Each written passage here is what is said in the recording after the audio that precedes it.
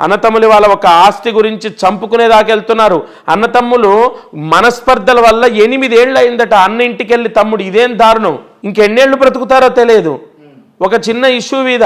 కాబట్టి ఇక్కడ లగ్నానికి తృతీయాధిపతి యోగమే ఉంటుంది. నా జాతకంలో షష్టమాధిపత్యం వచ్చిన కుజుడు వ్యయంలో ఉన్నాడు కాబట్టి వాడు నాకు దూరంగా అమెరికాలో ఉన్నాడు, అది కూడా అక్కడ మ్యాచ్ అయింది నాకు. కాబట్టి గజకేసరి యోగం అన్నది మీరు అడిగిన క్వశ్చన్కి వస్తే గజకేసరి యోగం అన్నది చంద్ర గురువులు కేంద్రంలో ఉంటే అది కూడా 100% మీరు ఏదో ఇష్టం వచ్చినట్టు చంద్రుడికి గురువు కేంద్రంలో ఉన్న నాకు గజకేసరి యోగం అంటే కాదు. చంద్రుడు కానీ గురువు కానీ ఉచ్చస్థితిలో ఉంటేనే పూర్ణ గజకేసరి యోగం. ఓకే, ఉచ్చస్థితిలో ఉండాలి. రైట్. అండ్ ఇంకో విషయం ఏంటంటే నవగ్రహాలకు పూజలు చేయడం వల్ల ఎటువంటి లాభాలు ఉంటాయి? ఇక్కడ లాభాలు కాదు క్రాంతి, ఎటువంటి ఫలితాలు. లాభమే మానసిక ధైర్యం, దోష నివారణ. ఇప్పుడు గ్రహ సంచారము మనిషికి కోపాన్ని తెప్పిస్తుంది, మనిషికి ఆనందాన్ని ఇస్తుంది, మనిషికి ప్రశాంతతనిస్తుంది. ఆ గ్రహాల యొక్క అనుకూలత మనిషి నడవిక సక్రమంగా ఉండేటట్టు చేస్తుంది. శ్రీకాళహస్తిలోకి వెళ్ళి లక్షలాది మంది ఎందుకు పరమేశ్వర దర్శనం చేసేది? దక్షిణ కైలాసం అని పేరెందుకు? ఆయన యొక్క దర్శనంతోనే గ్రహశాంతి జరుగుతుంది తెలుసా.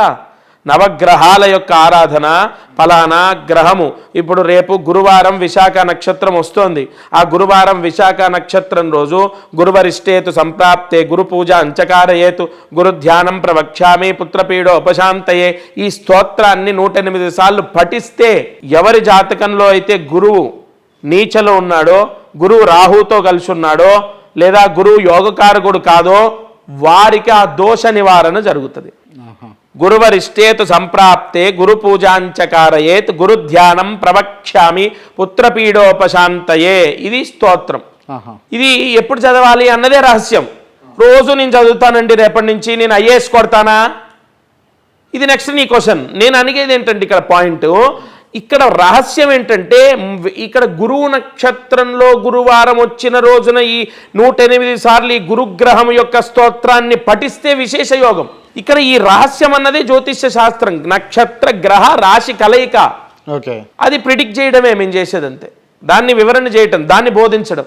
ఇవాళ గురువారం విశాఖ నక్షత్రం, లేదా గురువారం పూర్వభాద్ర నక్షత్రం, లేదా గురువారము పునర్వసు నక్షత్రం, ఈ 3 నక్షత్రాల్లో గురువారం వచ్చినప్పుడు నేను చెప్పిన స్తోత్రం చదివి చూడండి. ఓకే, జాతకంలో శనిగ్రహం చూస్తేనో ఉంటేనో మంచిదవుతుందా చెడవుతుందా? లగ్నాన్ని ఇప్పుడు మేష లగ్నం ఉంది, మేష లగ్నానికి శని యోగకారకుడు, అర్ధయోగకారకుడు. ఇక్కడ దశమాధిపత్యం వచ్చింది కాబట్టి శనిగ్రహము ఒకవేళ మేష లగ్నానికి నీచలో ఉన్నాడు, ఏది లగ్నంలోనే ఉన్నాడు అనుకో, ఇక వాడి వాదనకు ఎవ్వడు కూడా చెప్పలేరు. ఇక ఒకవేళ అతనే మీ పొజిషన్లో అక్కడ కూర్చొని ఉంటే నన్ను గెలవనీయడు.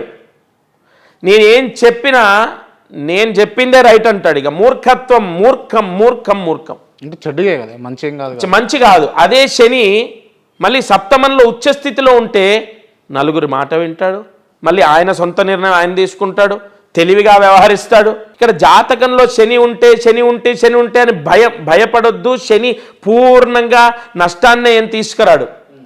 శని యోగకారకుడు, శని ధర్మకారకుడు, శని ధర్మాన్ని బోధిస్తాడు.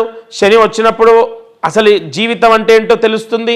శని అంతర్దశలు ప్రత్యంతర్దశల్లో మంచి పేరు ప్రఖ్యాతులు పొందుతాం, లేదా పొజిషన్ని పొందుతాం, జాబ్ని పొందుతాం, లేదా జాబ్ మారుతాం, ఇల్లు కొంటాం. శని కారకత్వాలు చాలా ఉన్నాయి. ఇల్లు మారడానికి, ఇల్లు కొనడానికి, లేదా జాబ్ రావడానికి, విదేశాలకు వెళ్ళడానికి, స్థాన చలనానికి. ఇక్కడ లగ్నానికి, అదే మిథున లగ్నానికి శని భాగ్యాధిపతి యోగకారకుడు. అదే మిథున లగ్నానికి శని యోగిస్తాడు. మళ్ళీ శని దుస్థానాల్లో ఉంటే మిథున లగ్నానికి శుభుడవుతాడు శని, మరి దుస్థానాల్లో ఉంటే యోగించడు.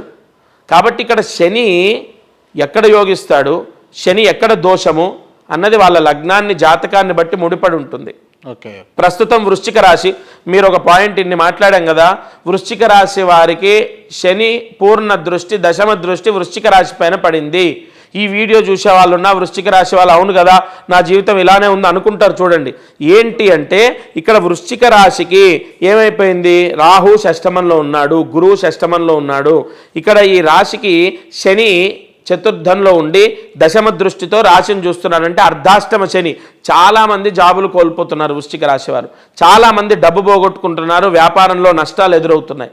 వృశ్చిక రాశి వారులలో చాలామంది ఇప్పుడు నేను జాతకాల్లోనే నేను అనురాధ నక్షత్రం, లేదంటే జ్యేష్ఠ నక్షత్రం, లేదంటే విశాఖ నక్షత్రం 4వ పాదం వృశ్చిక రాశి, ఇవే వస్తున్నాయి జాతకాల్లో కూడా.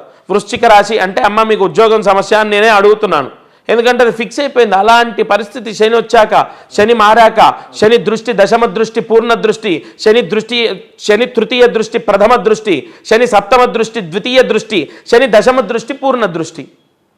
కాబట్టి ఈ దృష్టి దోషాలు కూడా రాశుల వారు అనుభవిస్తారు. గోచార ఫలితం అంటారు దాన్ని. మళ్ళీ జాతకంలో అదే శని యోగకారకుడు అయితే కొంత బ్యాలెన్స్ అవుతుంది.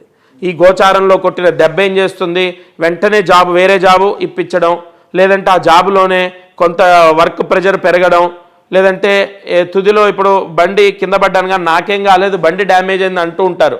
అలా ఆ లగ్నానికి శని యోగకారకుడు అయితే గోచారంలో వచ్చినటువంటి శని ఇబ్బందులు కేవలం 20% ఉంటాయి. ఎందుకంటే ఆయన యోగాన్ని ఇచ్చే ఫలితం యోగాన్ని ఇవ్వాలి కదా. అలా శని యోగిస్తాడా, శని దోషాలు ఉంటాయా ఉండవా, అవన్నీ జాతకాన్ని బట్టి వాళ్ళ రాశి నక్షత్రాన్ని బట్టి చెప్పాలి.